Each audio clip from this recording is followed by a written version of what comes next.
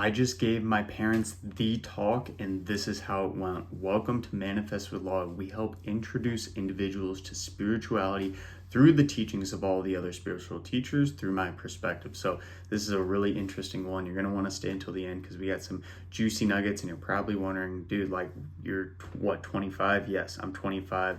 I also have a brother who is he's in his teens, and he's definitely getting to that age where I've been thinking a lot. The fact that, like, he is probably going to start getting interested in some girls, and there's a very good chance that he might have some intimacy with them, right? Some physical intimacy.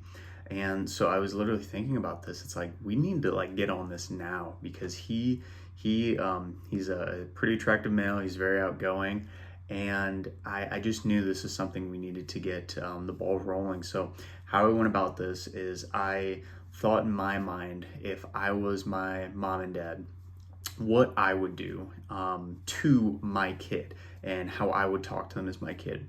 And I literally was thinking, okay, so we can describe, our preferences of, like, I would prefer it if you waited to have sex until, marriage, right? And that's not just, that's just an example. It doesn't need to be a marriage. Or I would prefer that you would practice safe sex. I would prefer that you would not do it in a car.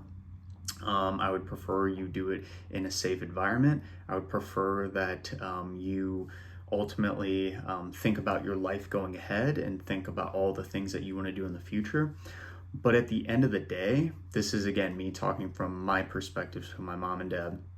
At the end of the day, even if all that happens, even if you have unprotected sex and accidentally knock up this girl, right? And she leaves you with the child, and she says, here you go, good luck.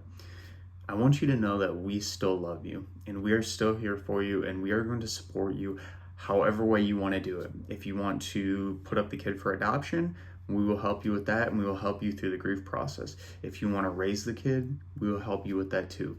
We are here for you even in the worst scenario, because as you've heard the old adage, like, if you can't deserve somebody at their deal with somebody at their worst, you definitely don't deserve them at their best. So this is a prime example of that, and this goes against a lot of the teachings that parents do, where they instill fear into their kids. And when you instill fear into your kids of, like, you should not do this, you know what that makes them do?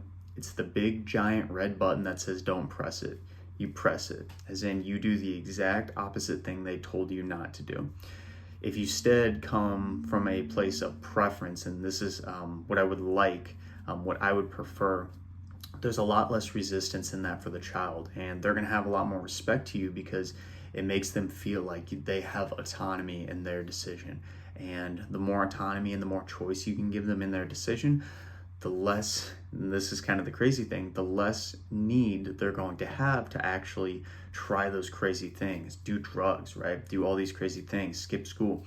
The reason why kids do that is because their parents have instilled so much fear in them that if they do those specific things, if they do drugs, or if they skip class, that they are a bad kid, okay?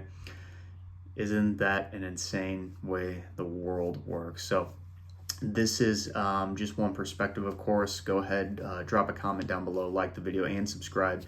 Let me know your thoughts. And of course, in addition to this, we do want to think about just spreading wealth and goodwill to everyone. And there's a really cool technique on how to do this. I'm going to link it in this video right here, and we'll see you next time.